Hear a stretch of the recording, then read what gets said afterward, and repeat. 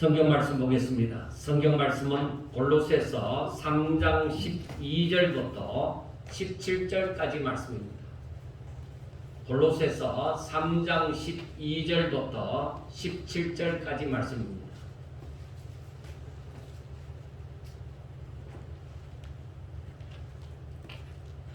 제가 읽어드리겠습니다. 그러므로 너희는 하나님이 택하사 거룩하고 사랑받는 자처럼 긍휼과 자비와 겸손과 온유와 오래 참음을 얻고 누가 누구에게 불만이 있거든 서로 용납하여 피차 용서하되 주께서 너희를 용서하신 것 같이 너희도 그리하고 이 모든 것 위에 사랑을 다하라. 이는 온전하게 매는 띠니라. 그리스도의 평강이 너희 마음을 주장하게 하라. 너희는 평강을 위하여 한 몸으로 부르심을 받았나니 너희는 또한 감사하는 자가 되라. 그리스도의 말씀이 너희 속에 풍성히 거하여 모든 지혜로 피차 가르치며 건면하고 시와 찬송과 신령한 노래를 부르며 감사하는 마음으로 하나님을 찬양하고 또 무엇을 하든지 말에나 일에나 다 주 예수의 이름으로 하고 그를 힘입어 하나님 아버지께 감사하라.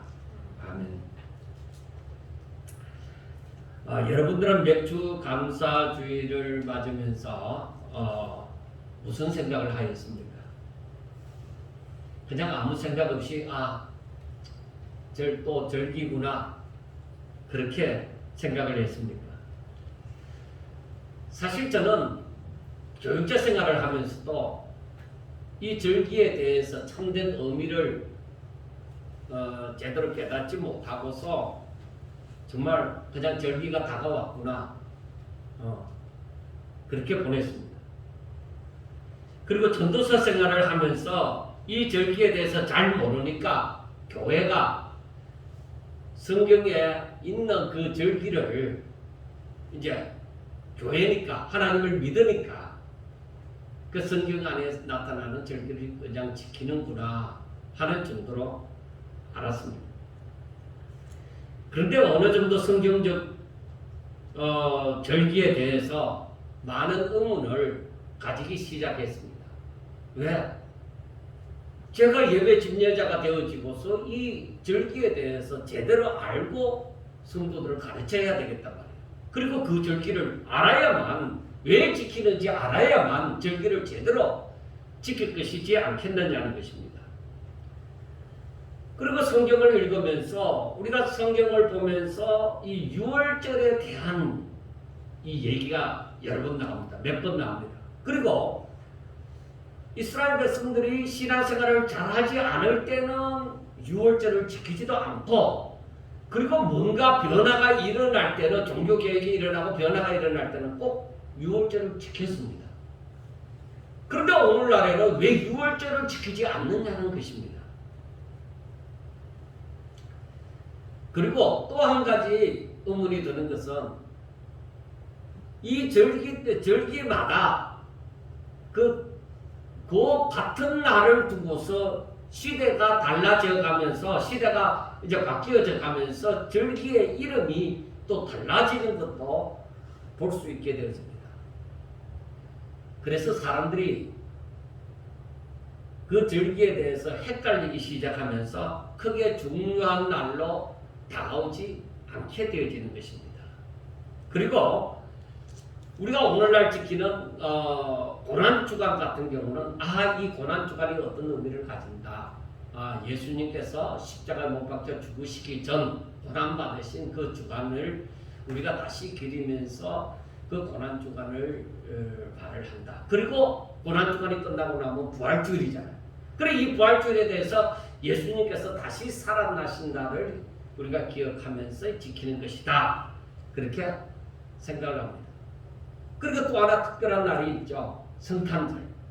성탄절은 예수님께서 세상에 오신 날이다. 하나님께서 세상을 이처럼 사랑하사 독생자를 이 땅에 인간의 몸을 빌려서 자기의 독생자를 보내주신 그 날이다. 그렇게 생각하면서 이 세 날에 대해서는, 세 절기에 대해서는 사람들이 어느 정도 기억을 하고 이해도 합니다. 그런데 맥주절과 이 추수감사절에 대해서, 즉 수장절에 대해서는 사람들이 어떻게 생각하는 것인가? 제가 전도사 때도 많은 질문을 받았고 했지만은 요즘에 인터넷에도 뜯어놓은 얘기를 이렇게 많이 보면서 농경사회에서 농사를 짓던 삶에서 우리나라가 지금은 거의 대부분이 농사를 안 짓고 산다. 그런데 왜 맥주절을 지키고 추수감사절을 지키느냐 하는 것입니다. 그러나 사람들이 일반적으로 생각하고 있는 것처럼 농경사회에서 벗어나 다른 삶을 살기 때문에 맥주절은 또 시기가 마침 이 전반기 한 해의 전반기가 지나갈 때쯤이니까 그래서 전반기의 삶에 대해서 하나님 앞에 감사하고 추수감사주일은 한 해의 농사가 이제 다 지어지고 난 다음에 드렸던 절기이기 때문에 지금 이제 오늘날에도 이 추수감사주일을 지킬 때는 한 해 동안 지켜주신 하나님 앞에 감사하는 것입니다. 그래서 이번에는 맥주 감사주일을 맞이하면서 또 한번 매년 맞는 절기니까 또 더 깊이 한번 이 맥주 감사주일이 지금까지 왜 존재해야 되는 건지 그걸 묵상하기 시작했습니다. 인터넷에 보면 사람들이 많은 말이 나옵니다. 그러니까 사람들이 이러한 절기를 요즘에는 농경사회가 아니니까 이러한 절기를 지킬 필요가 없다는 말도 있고 또 교회를 핍박하는 입장에서는 교회가 헌금을 거두게 하기 위해서 특별히 이렇게 맥주 감사주의를 없애지 못하고 계속적으로 지키는 것이다. 그렇게 하는 말들이 인터넷에는 의견을 나타내고 있습니다. 자, 그러면은 시대가 흘러가고 농사도 거의 짓지 않는 이 시점에서 맥주 감사절의 그 의미는 도대체 어떤 의미를 지니고 있을까를 생각해 봅니다. 그래서 저희 교회도 한 번은 맥주 감사주의를 지키지 않았습니다. 왜? 제가 생각할 때에 성도들이 이 절기를 지킬 때에 뭔가 의미를 가져야 되는데 그 의미를 별로 느끼지 않고 오늘날에는 농사도 짓지 않고 하니까 제가 한 해는 그냥 넘어가기도 했습니다. 그런데 그래서 이번에 정말로 이 부분에 대해서 우리가 어떻게 생각해야 될까 하면서 이제 고민을 했습니다. 그래서 택한 이 본문이 골로새서 3장 이제 1절에서부터 마지막 절까지 보는 것이고 그 다음에 이제 참고로 데살로니가전서 5장 14절에서부터 18절 말씀을 참고로 보는 것입니다. 자, 우리가 먼저 오늘 읽었던 본문 앞에 3장 1절부터 보면 골로새서 3장 1절과 2절을 보면 그러므로 너희가 그리스도와 함께 다시 살리심을 받았으며 위의 것을 찾으라. 거기는 그리스도께서 하나님 우편에 앉아 계시느니라. 위의 것을 생각하고 땅의 것을 생각하지 말라 하고 말씀이 되어져 있습니다. 자, 오늘날의 모든 성도들이 저 복음을 듣고 이 예수를 믿어 저들이 영생을 얻었으면 정말로 거듭났으면 정말로 새로운 피조물이 되었으면 너희들이 위의 것을 생각하고 땅의 것은 생각하지도 말고 찾지 마라. 그 말입니다. 그러니까 지금 골로새서는 골로새서 3장의 말씀은 하나님을 믿는 사람을 두고서 지금 말을 하는 것입니다. 자, 하나님을 믿는 사람들은 일단 이 말씀을 듣는 자들이 이 세상에 살고 있지만은 세상을 생각하지 말고 즉 땅의 것을 생각하지 말고 위의 것을 생각하라는 명령이에요. 이 말씀이 명령으로 되어져 있습니다. 원어가 이렇게 하라 그렇게 명령이 되어져 있습니다. 그러니까 하나님을 믿는다고 하는 사람들은 정말로 하나님의 나라를 열망해라, 사모해라, 그렇게 명령이 되어져 있는 것입니다. 그래서 예수님은 제자들에게 이와 비슷한 말씀을 하셨죠. 마태복음 6장 31절과 33절에 보면 우리가 잘 아는 말씀입니다. 그러므로 염려하여 이르기를 무엇을 먹을까, 무엇을 마실까, 무엇을 입을까 하지 말라. 이는 다 이방인들이 구하는 것이라. 너희 하늘 아버지께서 이 모든 것이 너희에게 있어야 할 줄을 아시느니라. 그런즉 너희는 먼저 그의 나라와 그의 의를 구하라. 그리하면 이 모든 것을 너희에게 더하시리라 하는 말씀이나 골로새서 3장 1절과 2절의 말씀이나 거의 같은 맥락에서 주어진 말씀입니다. 분명히 마태복음 6장 31절에서부터 33절의 말씀에서도 우리가 가만히 생각해 보면 하나님의 크신 약속이 있습니다. 즉 그것은 너희가 이 땅에 살지만은 이제는 예수님을 믿음으로 말미암아 하나님의 자녀가 되었으니까 너희들이 하나님의 자녀답게 이방인들처럼 땅의 것에 매달려 살지 말라. 바로 그 말입니다. 한편으로는 너희들이 하늘나라 시민이 되어졌으니까 오직 땅의 일 때문에 흔들리지 말고 땅의 일 때문에 너희들이 이 삶이 어떻게 해야 되지 하고 불안해하지도 말고 염려하지도 말고 오직 너희들은 하늘나라 일만 생각해라. 그렇게 말씀을 하는 것입니다. 아마도 여기에 반발이나 의문이 생길 수가 있습니다. 왜냐? 어찌 사람이 이 땅에 살면서 땅의 것을 신경 쓰지 않고 하늘의 것만 신경 쓰고 살 수 있느냐는 것입니다. 그러므로 성경을 참고하여 다시 생각하면은 그 말은 육의 법칙으로 살지 말고 영의 법칙으로 살라는 말인데 이 말은 땅의 것으로 무엇을 결정하게 되거나 움직이지 말고 오직 하늘의 것으로 인하여 결정을 하고 움직이는 자가 되라는 말입니다. 그러니까 우리들이 이 땅에서 먹고 살기 위해서 내 삶의 방향이 정해지고 그렇게 해서는 안 된다는 것입니다. 그러면 이 사도 바울이 말한 골로새서 이 3장 5절부터 6절까지의 말씀을 보면은 뭐라고 되어 있어요? 그러므로 땅에 있는 지체를 죽이라고 되어져 있습니다. 좀 용납하지 말아요. 땅에 있는 지체를 용납하지 말라. 그 소욕을 육의 소욕을 용납하지 말라는 것입니다. 그러니까 곧 음란과 부정과 사욕과 악한 정욕과 탐심이니 탐심은 우상숭배니라. 이것들로 말미암아 하나님의 진노가 임하느니라 하고 말씀을 합니다. 그러니까 내가 육의 소욕으로 살면은 그것은 하나님이 기뻐하시지 않고 하나님의 진노가 거기에 있다는 것이에요. 그러니까 우리가 이 말씀을 가만히 생각해 보면은 정말로 우리의 삶이 이 말씀과 비추어 볼 때는 아슬아슬한 거야. 하나님의 진노가 우리 가운데 있을 것 같다는 거죠. 그리고 그 밑에 있는 골로새서 3장 9절과 10절에서 보면은 또 어떻게 말을 했냐?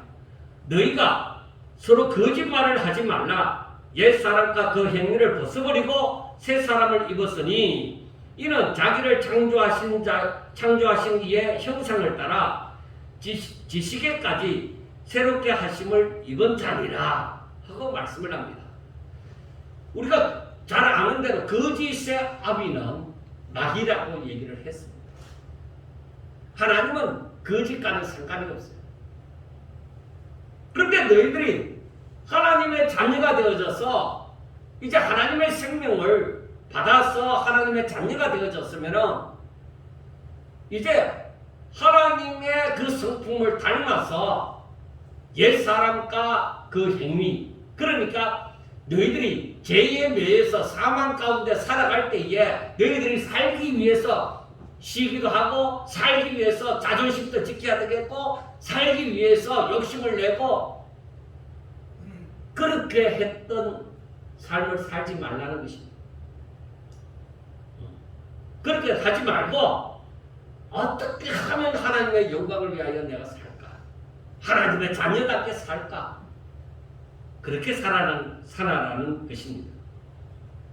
그러니까 1절에 있는 말씀처럼 그리스도와 함께 다시 살리심을 받았느냐?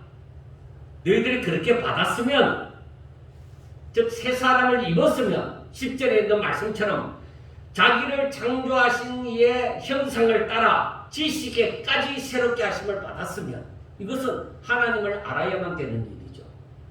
하나님을 모르면 나를 창조하신 자가 어떤 분인지 모르잖아요.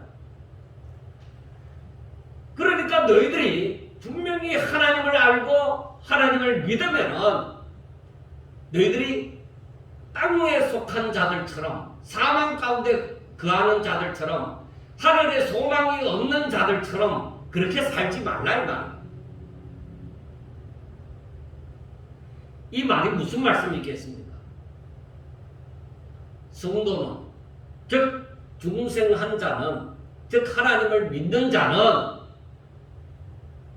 살아계신 하나님을 알고 있다는 것입니다. 사람들이 어느 정도 그걸 알고 있느냐는 어린아이 같은 경우는 조금 알고 있는 거죠. 정말 작년의 신앙에 장성한 자의 분량이 이르면 많이 알고 있는 거죠.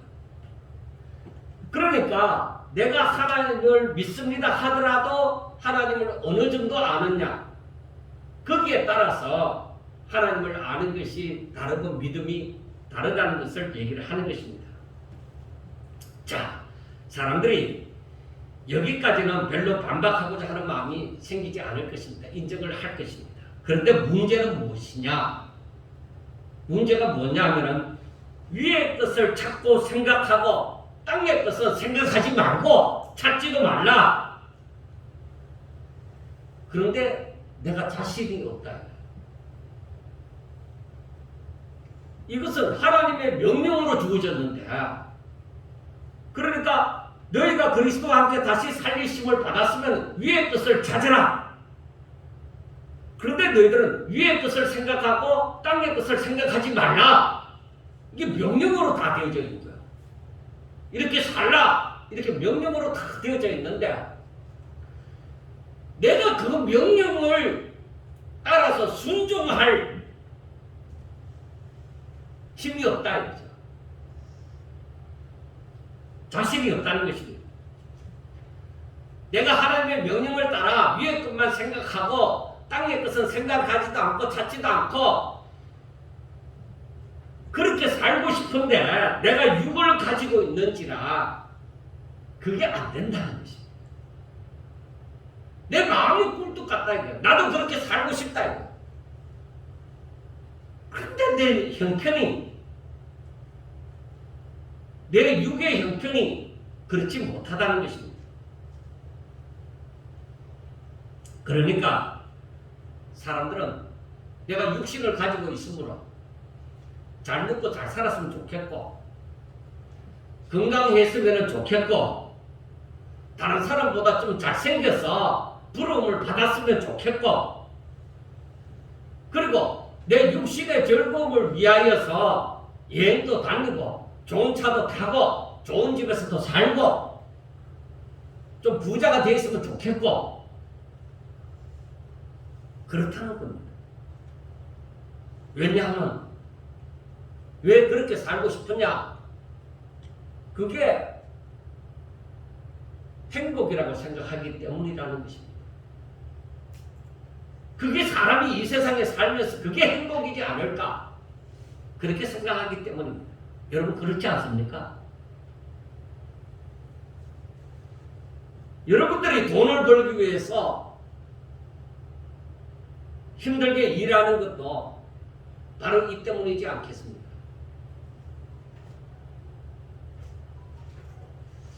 국회의원 가운데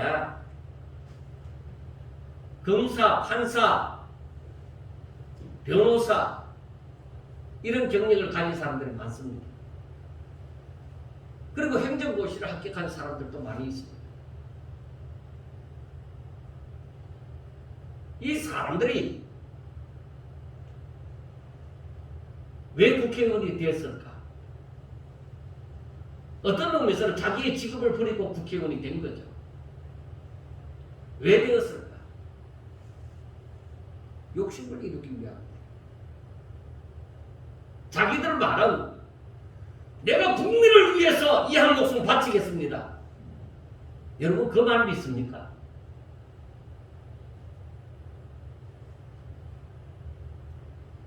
그래 국회의원 되기 위해서 대통령 되기 위해서 말은 좋다. 그런 말 할 수 있다.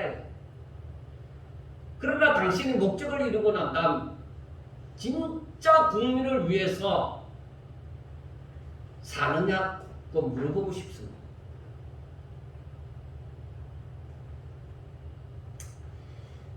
그래서 어떤 사람이 얘기합니다. 정치판이 제일 더럽다.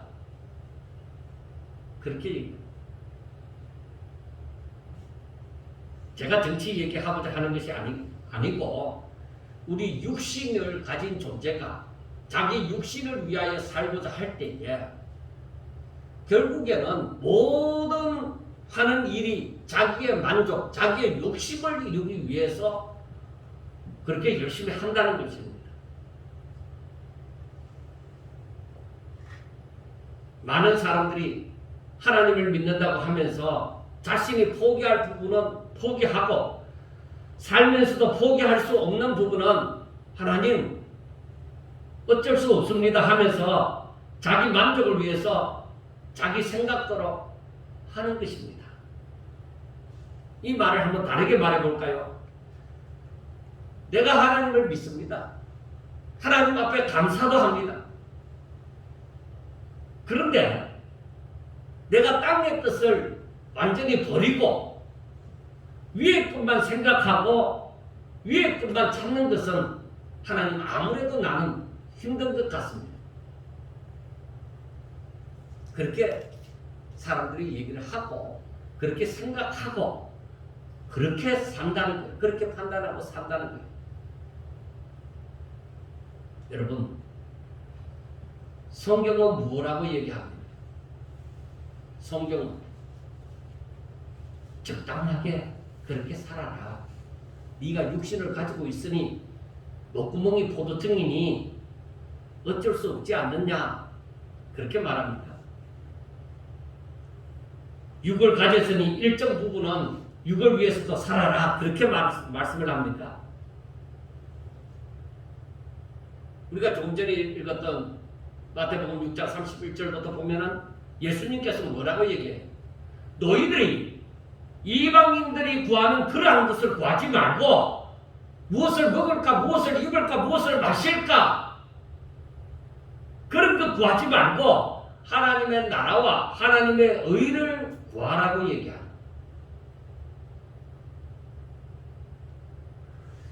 그리고 로마서 10장에서 바울이 말하는 바는 뭐라고 얘기해요?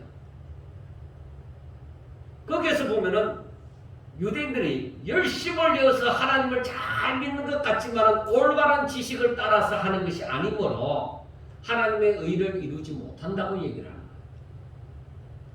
거예요. 열심히 잘 믿는 것 같은데 하나님의 의를 이루는 것이 아니라는 거예요. 자기 의를 이루는. 그러니까 하나님 믿는 것도 뭐야? 자기 의를 이루는. 그런데 그거 하나님께서 기뻐하시느냐? 아니. 그걸 안 기뻐한다는 거죠. 그러니까 문제가 있다는 거죠. 자, 그러면은 우리는 어떻게 살아야 하느냐? 그렇다면 우리는 어떻게 살아야 하느냐? 그래서 우리는 좀 더 하나님의 뜻을 깨달아야 하는 것입니다. 자, 우리가 이미 다 알고 있는 것처럼 우리가 다시 살리심을 받아야만 하는 존재로 죄로 말미암아 사망 가운데 있는 존재였습니다. 그런데 여러분, 내가 죄로 말미암아서 사망 가운데 처하게 되어졌는데 그 죄는 무엇으로 말미암아 죄로 정하여졌느냐 하는 것입니다. 여러분, 누가 이것은 죄라고 말씀을 했습니까? 죄로 정하였습니까? 그 법을 만들었습니까? 이렇게 하면은 죄야. 누가 그렇게 했어요? 무엇이 그렇게 했어요? 여러분, 그 판단 기준이 하나님의 말씀이잖아요. 하나님의 명령입니다. 너희들 이렇게 하거라 하고 명령하셨다. 그러면은 하나님의 명령이라면은 그것을 지키지 않으면 무조건 죄인이 되는 것이냐? 왜? 하나님이 누구신데?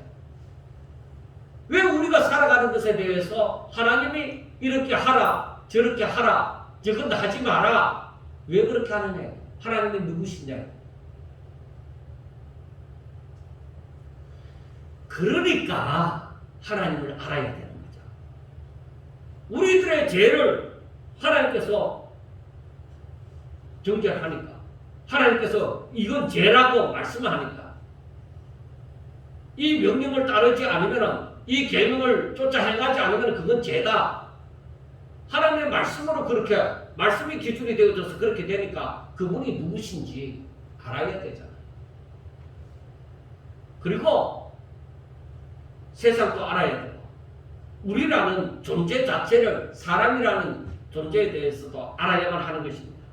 자, 그래서 성경은 하나님은 창조주시라는 것을 얘기합니다. 하나님은 이 세상 만물을 창조하신 자요, 사람도 하나님이 만드셨다는 것이죠.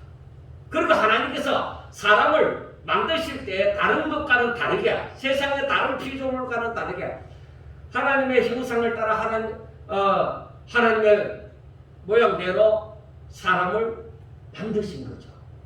왜 그렇게 만드셨느냐? 다른 짐승하고는 다르게 왜 그렇게 하나님께서 사람을 그렇게 만드셨는가? 이유가 있다는 거죠. 너희들이 나의 형상을 입고 나의 모양대로 지음을 받아 내 말을 듣고 순종함으로 내 뜻을 따라 살므로 내게 영광 돌리는 자가 되라는 것입니다.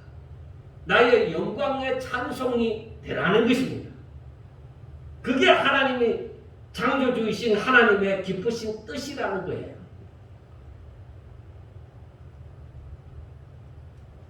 그래, 하나님이 그 영광 받으신 목적으로 우리 사람을 그렇게 만드셨다 이 말입니다. 그런데 하나님께서 사람에게 너희들은 이렇게 살라, 그렇게 명령을 하신 거죠. 그래서 그 말씀대로, 창조주이신 그 말씀대로 살지 않는 피조물은 뭐예요? 죄인이 되어지는 거예요. 죄를 짓는 것이 되어지는 거죠. 그래서 사람은 무조건, 한 사람도 예외 없이 무조건 하나님의 말씀, 곧 그의 명령을 순종하는 것이 의무입니다. 우리가 이 나라 백성이라면 이 나라의 법을 따라야 되는 것이 의무잖아요. 하나님께서 사람을 만드시고 이러한 법을 주셨습니다. 그러면 그 법을 따르는 것이 의무입니다. 따르지 않으면 죄인이 되어지는 거죠. 그리고 하나님은 선하신 하나님이시다 보니까 사람에게 못할 짓을 하도록 그렇게 하신 것이 아니라 하나님의 말씀을 들으면 들을수록 하나님께는 영광이요, 사람들에게는 행복이, 기쁨과 즐거움이, 하나님의 예배하신 복이 주무지는 거예요. 이것은 망고불변의 진리고 선하신 하나님의 계획이고 이게 하나님의 뜻입니다. 그런데 하나님을 모르는 사람은 이 진리를 깨달을 턱이 없습니다. 어떻게 알아요? 성경을 모르는데. 자, 이제 보세요. 인류의 대표가 되는 아담이 죄를 범함으로 모두가 죄인이 되었으며, 죄인은 죄의 사긴 사망의 음벌이 내려졌습니다. 세상에는 이 사망 가운데 있는 자들을 아무도 구할 자가 없습니다. 그리고 구원할 수 있는 방법도 없습니다. 더구나 하나님과의 관계가 단절되어졌으니 사람의 힘으로는 도저히 구원받을 길이 없습니다. 그러므로 이들은 하나님과 단절되어지다 보니까 하나님을 알지도 못하고 하나님을 찾지도 않는 것입니다.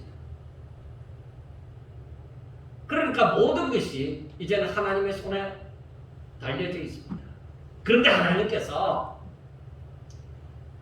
자신의 독생자를 이 땅에 보내사 사람을 구원할 수 있게 하신 것입니다. 바로 사람들의 죄를 짊어지시고 대신 그 죄의 대가인 사망을 담당하게 하신 것입니다. 그래서 누구든지 이 복음, 이게 복음이에요.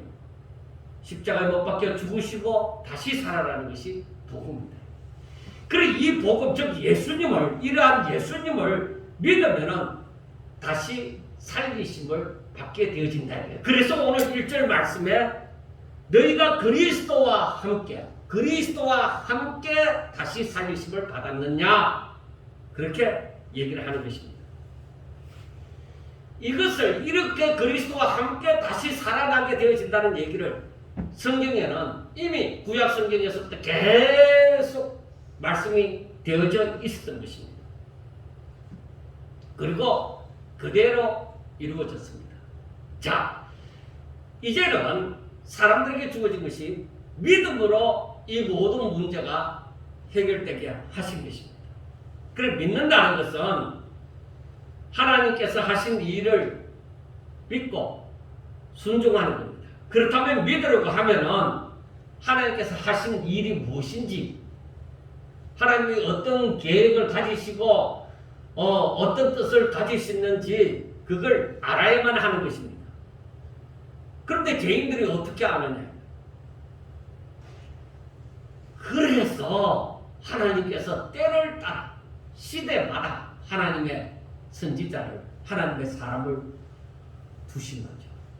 그 맥이 계속 이어져 내려오는 거예요. 지금까지.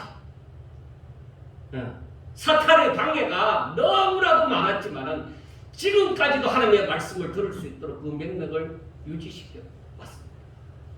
그래서 로마서 10장 17절에 보면은 그러므로 믿음은 들음에서 나고 들음은 그리스도의 말씀으로 말미암는다. 그렇게 얘기해요. 바울이 이걸 깨달았어요. 자, 죄인이 어디서 들어야, 복음을 들어야 그걸 믿죠. 그래서 분명히 이 복음을 만약에 듣는다 하면은 그 듣는 내용이 무엇이냐? 바로 그리스도의 말씀이다. 하나님의 말씀이라는 것을 얘기합니다. 그러면은 누군가는 분명히 전해야 되잖아요. 전하는 자가 있어야 되잖아요. 그래서 성경은 이사야 52장 7절에 있는 말씀처럼 이 복음을 전하는 자들의 발이 아름답다고 얘기하는 거죠. 그래서 바울이 하는 말이 로마서 10장 14절과 15절을 보면은 그런즉 그들이 믿지 아니하는 일을 어찌 부르리요, 듣지도 못한 일을 어찌 믿으리요, 전파하는 자가 없이 어찌 들으리요, 보내심을 받지 아니하였으면 어찌 전파하리요. 기록된 바 아름답보다 좋은 소식을 전하는 자들의 발이여 한가 같으니라 하고 말씀을 했습니다. 여러분, 그런데 여기서 중요한 것이 또 한 가지 있습니다. 복음을 들었다고 해서 다 순종하는 것이 아니라는 것입니다.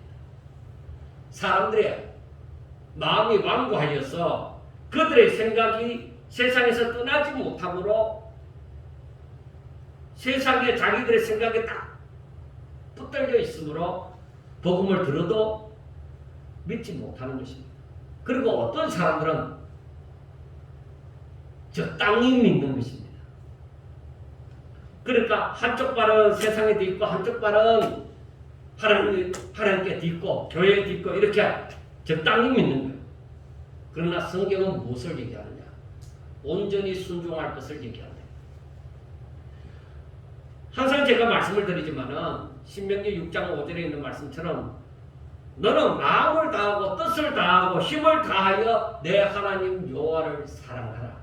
그래 마음을 다하고 뜻을 다하고 힘을 다하는 것은 네 전부를 다해서 하나님을 사랑하라는 거예요. 그런데 이 정신이 이 내용이 계속 되어져요. 그래서 사도 바울과 같은 경우는 로마서 12장 1절에 있는 말씀처럼 너희 몸을 하나님이 기뻐하시는 거룩한 산 제사로 드리라.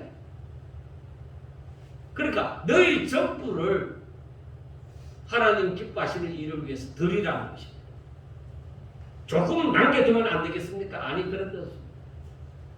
성경 전체를 바라볼 때에 바로 네 몸과 마음과 뜻을 다하여 하나님을 섬기라. 하나님을 사랑하라. 그게 하나님의 뜻이에요. 우리들에게 주어진 명령이다. 적당히 그거 없어요. 오히려 계시록에 보면은 하나님께서 너희들을 입에서 토하여 내치리라는 것은 뭐예요? 미지근합니다. 차갑든지 뜨겁든지 하라. 미지근하면 입에서 토하여 내치리라고 말씀을 하는 것입니다. 그래서 성경은 뭘 얘기하고 있느냐? 성경은 네 전부를 다해서 하나님을 사랑하라고 얘기합니다. 네 전부를 다해서 하나님의 명령을 지키라고 얘기합니다. 그런데 여러분 우리는 어떻습니까? 성경이 말하는 바를 알기는 하지만은 자신의 생각대로 사실은 움직이는 것입니다. 그러다가 다급해지면 하나님 앞에 나가서 하나님 살려주세요 하고 금식기도 하고 부르짖기도 하고 별의별 짓을 다 하는 것이죠. 이게 바로 뭐냐? 인간의 간사, 인간의 부패함을 두고 얘기하는 것입니다. 그래서 이 복음을 제대로 깨달았던 그 주의 제자들은 뭐라고 얘기하느냐? 그 제자들의 그 사도들의 서신에 보면은 종합적으로 얘기하면 정신 차려 깨어 근신하라 그렇게 말씀을 합니다. 그래서 데살로니가전서 5장 6절에 보면은 그러므로 다른 이들과 같이 자지 말고 오직 깨어 정신을 차리라 그렇게 얘기합니다. 그리고 베드로 같은 경우는 베드로전서 4장 7절에 만물의 마지막에 가까이 왔으니 그러므로 너희는 정신을 차리고 근신하여 기도해라. 정신 차리고 근신함으로 기도해라. 그리고 베드로전서 5장 8절과 9절을 보면은 근신하라. 깨어라. 너희 대적 마귀가 우는 사자같이 두루 다니며 삼킬 자를 찾나니 너희 믿음을 굳건하게 하여 그를 대적하라. 이는 세상에 있는 너희 형제들도 동일한 고난을 당하는 줄 알미라. 하고 말씀을 했습니다. 여러분들이 이 말씀을 계속적으로 들으면서 그러면 결론은 무엇일까? 결론을 내려야 돼요. 결론은 무엇일까? 해답이 뭐냐? 인생의 해답이 무엇이냐? 내가 행복할 수 있는 해답이 무엇이냐? 사람들은 흔히 얘기해요. 신앙생활을 어떻게 하면 되겠습니까? 뭔가 딱 한 가지를 얘기를 해달라는 것이죠. 그래서 성경을 보면 율법과 선지자에 대해 강령을 얘기를 했죠.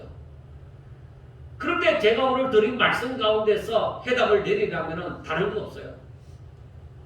바로 하나님을 알고 예수님을 알아라는 거예요. 우리 인생의 해답은 하나님을 아는 것에서 예수님을 아는 것에서 찾을 수가 있습니다. 그래서 요한복음 12장 50절에서 하시는 말씀이 예수님께서 하시는 말씀이 나는 그의 명령이 영생인 줄 아노라. 그리고 요한복음 17장 3절에 보면 항상 들려주는 말씀이 있지만 영생은 곧 유일하신 참 하나니까 그의 보내신 자 예수 그리스도를 아는 것이 영생이니라. 그렇게 말씀을 합니다. 그러니까 결국 우리들에게 우리 인생에게 주어지는 해답이 무엇이냐? 하나님을 아는 것이다.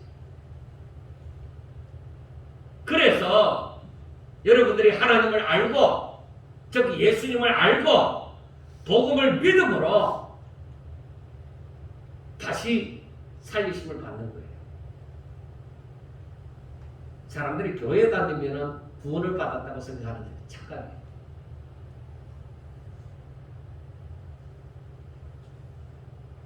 복음을 깨달아요. 복음을. 지식으로만 아니 생생하게 깨달아요.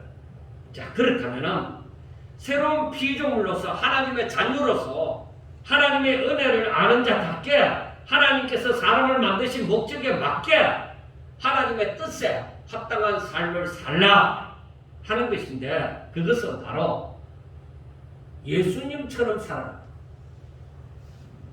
예수님을 닮아가라. 예수 그리스도의 장성한 분량에 이르기까지 자라나라. 성경 그렇게 얘기를 하고 있습니다. 이렇게 사는 것이 예수님께서 우리에게 본을 보여주신 거예요. 어떻게 살아? 이게 성도의 삶이에요. 예수님을 본을 삼아 예수님을 닮아가는 것. 예수 그리스도의 장성한 분량에 이르기까지 내가 자라나는 것. 믿음이 자라나는 것.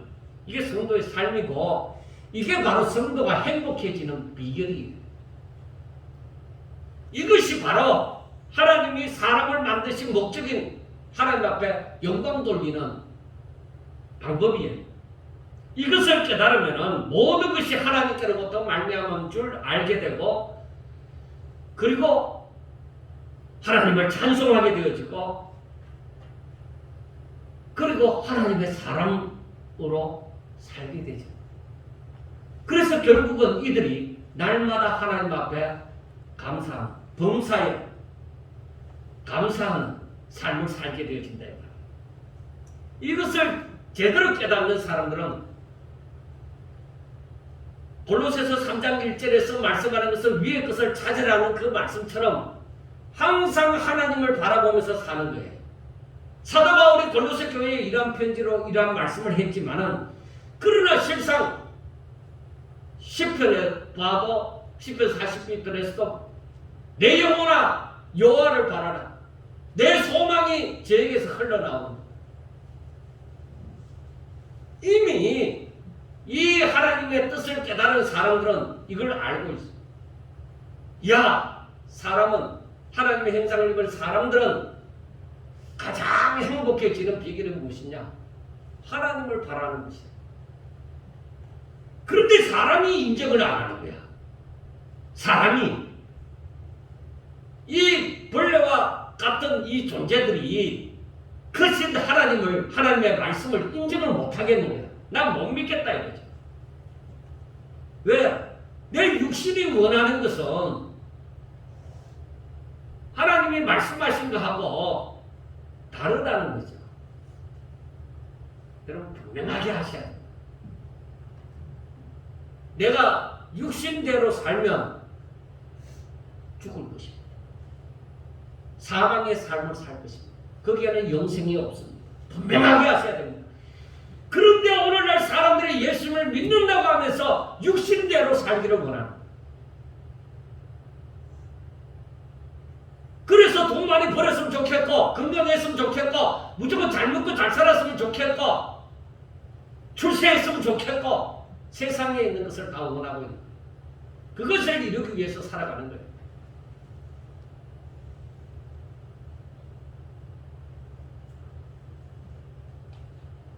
하나님께서 절기를 지키라 그렇게 명하심으로 성도들이 하나님의 백성들이 이 절기를 지키는 것은 무엇이냐? 하나님께서 왜 이 절기를 지키라고 했을까?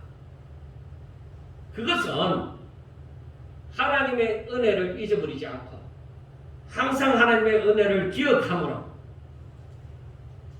날마다 그 하나님이 우리를 향하신 그 뜻을 깨달아서 하나님 앞에 날마다 감사하면서 살아가는 거예요.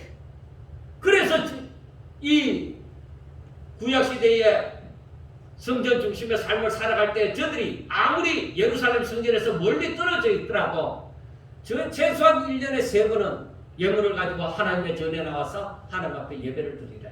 그게 왜 그랬느냐? 네가 하나님의 백성이라는 것을 잊지 말아라 하는 것입니다.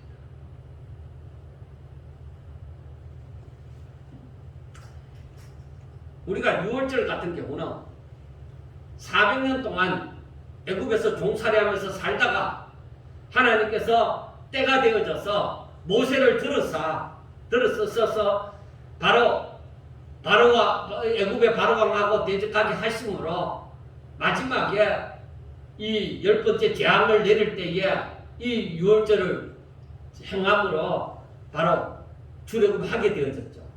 그러니까 너희들이 종된 가운데서 자유자가 되게 하는 이 역사가 오직 하나님의 은혜 가운데서 주어졌다는 것입니다. 너희들이 잘나서 출애굽한 게 아니라는 것이죠. 너희들이 힘이 있어서 종된 삶에서 자유자가 되어진 거 아니라는 것이죠. 오직 하나님께서 다 하셨다. 그래서 6월절을 지키는 의미는 하나님 앞에 영광을 돌려요. 하나님, 우리에게 이 주어진 자유가 오직 하나님께로부터 말미암았습니다. 하나님께서 우리에게 뜻을 가지시고 하나님께서 능력을 베푸사 우리에게 복을 주시사 이 가나안을 점령하고 살 수 있게 되었습니다. 이렇게 모든 것이 하나님께로부터 말미암은 줄 알고 하나님 앞에 영광을 돌리는 것입니다. 그래서 하나님을 경외하는 삶을 살게 되어지는 것이죠. 그리고 초실절이나 맥주절이나 수장절, 즉 이 추수감사절, 그 다음에 초막절, 이 모든 것이 뭐냐? 하나님께서 지켜주셔서 추수하게 하십니다. 바로 농사를 짓고 그것으로 양식을 삼아서 날마다 우리가 먹고 살 수 있도록 해 주신 것을. 그리고 이 초막절 같은 경우는 광야에서 생활할 때 하나님께서 우리를 그 광야 속에서 참 발이 부르트지 않고 옷이 헤어지지 않고 날마다 만나를 먹으면서 날마다 생수를 마시면서 살게 하여 주신 그 은혜를 생각하면서 초막에서 한 주간을 보내므로 하나님께 감사하며 하나님이 우리를 이렇게 그 광야 생활을 무사히 마치게 하고 이렇게 가나안 땅을 주셨다는 것을 그 은혜를 기억하면서 살라고 그래서 초막절을 지냈던 거예요. 이것은 결국은 하나님의 은혜를 생각하면서 하나님 앞에 감사하며 하나님을 바라며 하나님 앞에 영광 돌리는 삶을 살라 하는 것입니다. 자, 그러면은 오늘날 추수하는 것도 아닌데 맥주절이나 감사절은 추수감사절은 지키게 하신 이유가 무엇이라고 생각합니까? 여러분, 추수로 인한 감사절기가 아니라 하나님께서 맥주절 그리고 이 추수감사절 이걸 지키라는 것도 네가 추수했으니까 내한테 감사해라 그게 아니에요. 하나님의 뜻은 내가 너희들과 함께 한다는 겁니다. 그래서 우리가 예수님이 가르쳐 주신 기도 보면은 날마다 이동할 양식을 주옵시고 하는 겁니다. 그러니까 하나님께서 항상 나와 함께 하사 나의 생사복을 주장하십니다. 나로 하여금 이렇게 하나님을 믿고 하나님의 은혜 가운데 살 수 있게 해주신 것을 감사를 드리는 그 마음이에요. 그 정신이에요. 그래서 실상은 우리가 이 절기를 지키고 안 지킴에 따라서 구원이 있고 없고 하는 것은 아니에요. 이스라엘 백성들이 왕정 그 제도에서 어떤 왕 때는 유월절도 지키고 이런 절기를 지켰지만은 어느 왕 때는 지키지도 않았습니다. 그런데 이것이 직접적인 구원과는 연관이 없지만 성도의 삶과는 연관이 있습니다. 그래서 우리가 이 절기를 지킬 때에 그 절기의 의미는 내가 하나님을 기억하는 자가 되라는 거예요. 내가 하나님의 은혜를 기억하고 내 마음에 그 감사를 특별히 드리는 그런 삶을 살라 하는 것이에요. 하나님을 잊어버리지 말라는 것이에요. 모든 것이 하나님께로 말려왔다는 것을, 모든 것이 주께로부터 말려왔다는 것을 알라 이 말입니다. 그래서 하나님 앞에 감사를 하라는 것입니다. 그래서 데살로니가전서 5장 14절과 15절에 보면은 또 형제들아 너희를 권면하노니 게으른 자들을 경계하며 마음이 약한 자들을 격려하고 힘이 없는 자들을 붙들어주며 모든 사람에게 오래 참으라. 삼가 누구에게든지 악으로 악을 갚지 말게 하고 서로 대하든지 모든 사람을 대하든지 항상 선을 따르라 하고 말씀을 하면서 하시는 말씀이 우리가 잘 알고 있는 대로 항상 기뻐하라. 어떻게 항상 기뻐할 수가 있느냐는 거죠. 그런데 바울은 항상 기뻐하라. 그리고 쉬지 말고 기도하라. 그리고 범사에 감사하라. 이것이 그리스도 예수 안에서 너희를 향하신 하나님의 뜻이다. 그러니까 성도의 삶이 오직 하나님을 바라며 하나님을 의지하며 오직 날마다 하나님 앞에 감사 찬송하며 살아가는 것이 이게 성도의 삶의 기본이에요. 그러니까 감사는 뭐야? 감사하는 것은 성도들에게 있어서 의무와 같은 거예요. 내게 감사의 마음이 사라지기 시작하고 불평, 불만, 원망하는 것이 어떤 연고로 인하였든지 그것이 자꾸 내게서 생겨난다 하면 그것을 부정해야 돼. 나 그거 내게서 감사가 나오지 아니하고 하나님을 기뻐 찬양하는 마음이 나오지 아니하고 내게서 불평, 불만이 나오고 원망하는 말이나 시기하는 마음이 생겨나는 것은 이건 아니야. 나 싫어. 마땅하다고 그렇게 내가 불평해도 마땅하다고 생각이 되어지는 일이 있다고 하더라도 나 아니야. 그건 잘못된 거야. 나 싫어. 더불어 하나님을 향한 원망이나 불평 같은 것도 나 더욱도 아니야. 그렇게 할 수 없어. 내가 알고 있는 하나님은 적어도 내게로 향하신 그 선하신 뜻이 있지. 나를 이렇게 힘들게 하고 망하게 하고 내 입에서 힘든다고 불평이나 나오고 낙심이 나오고 이런 저주가 나오고 그건 아니야.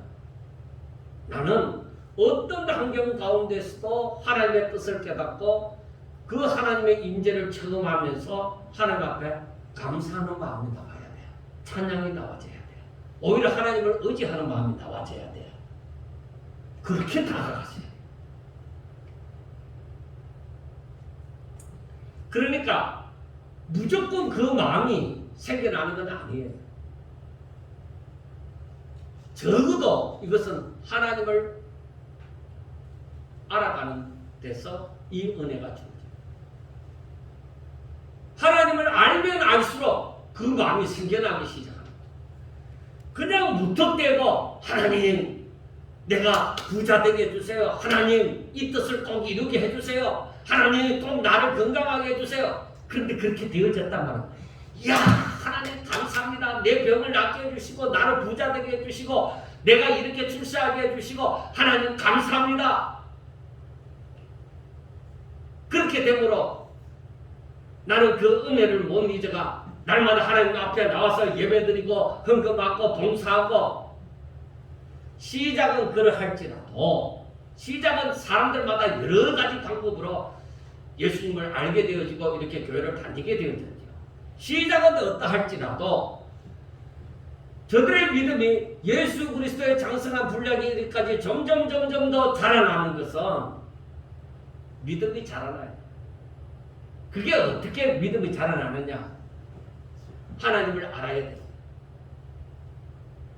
그러니까 우리가 하나님 아는 것을 포기하는 것, 하나님 알아가는 것을 알아가는 일에 대해서 내가 게으른 자는 신앙이 절대 자라갈 수 없어요.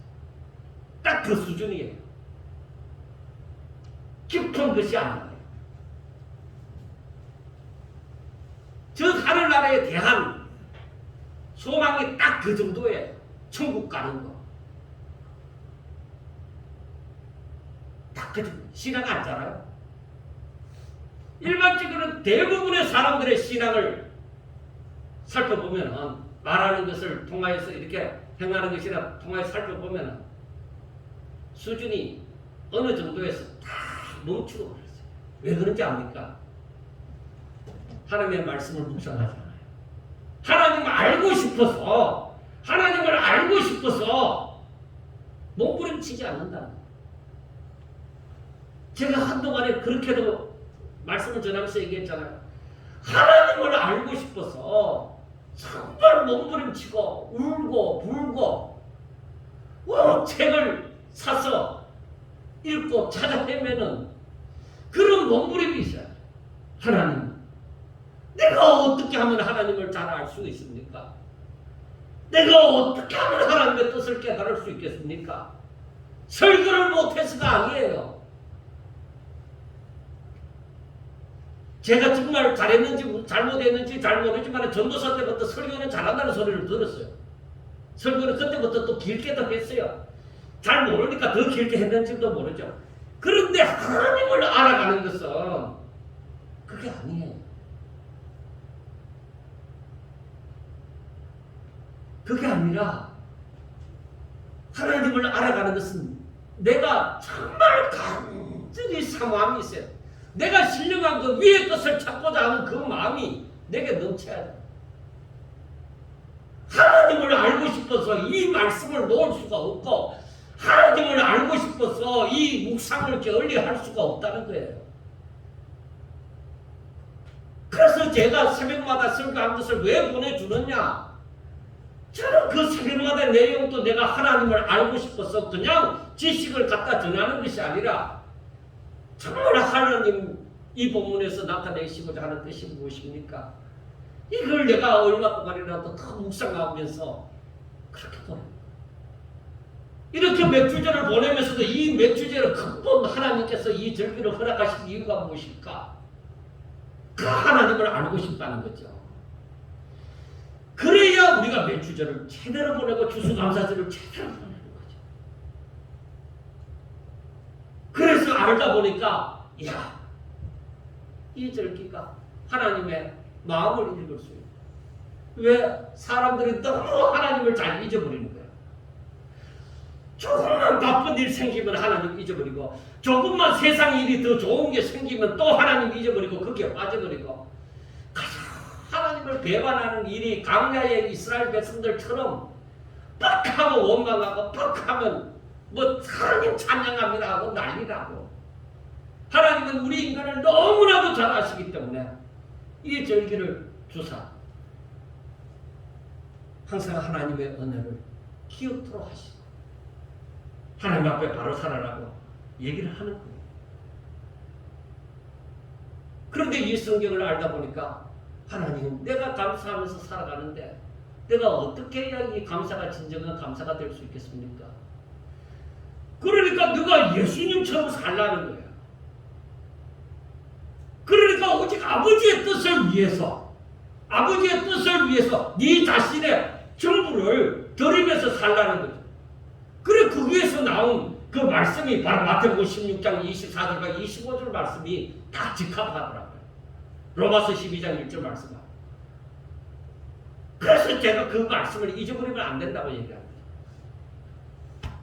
나를 부인하고 내 십자가를 짊어지고 주의 이름을 위해서 내 자신을 온전히 죽는 삶.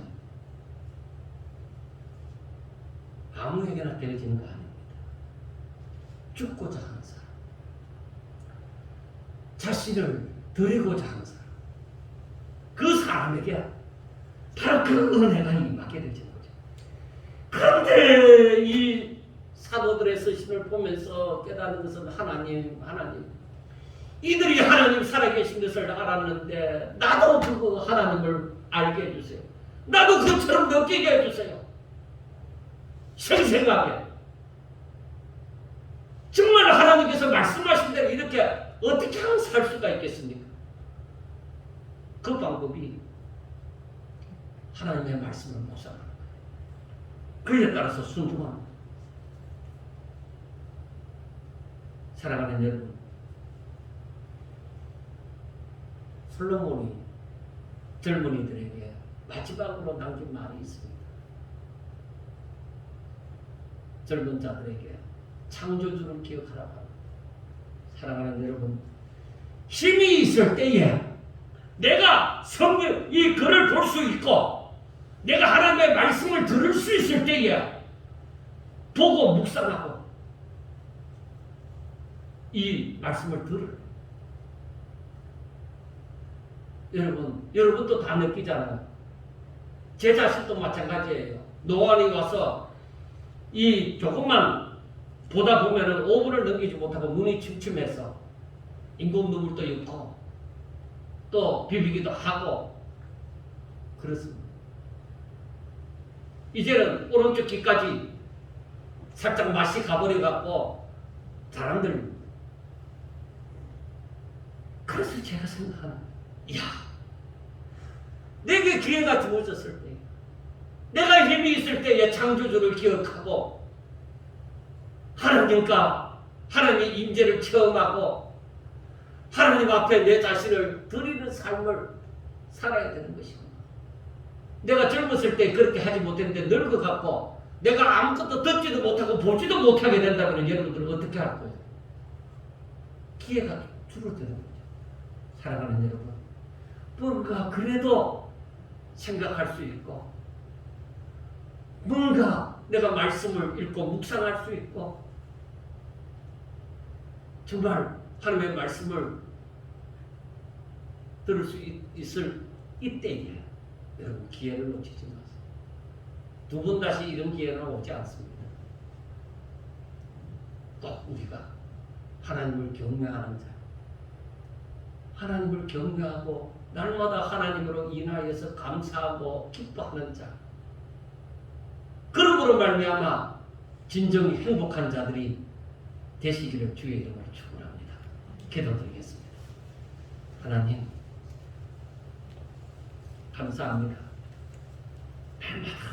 날마다 하나님을 알아가면서 더욱더 감사를 드리는 것은 정말로 하나님의 놀랍고 그리고 오묘하신 그 말씀을 깨달아가는 것입니다. 사랑하는 자들이 정말로 이 말씀을 들을 때나 읽고 묵상할 때에 하나님 저들의 지갑도 열어주시고 영안도 열어주사 날마다 하나님 앞에 감사하고 하나님을 인하여 기뻐하고 즐거워하는 행복한 자들이 다 되게 하여 주시옵소서. 예수님 이름으로 감사하며 기도드리옵나이다. 아멘.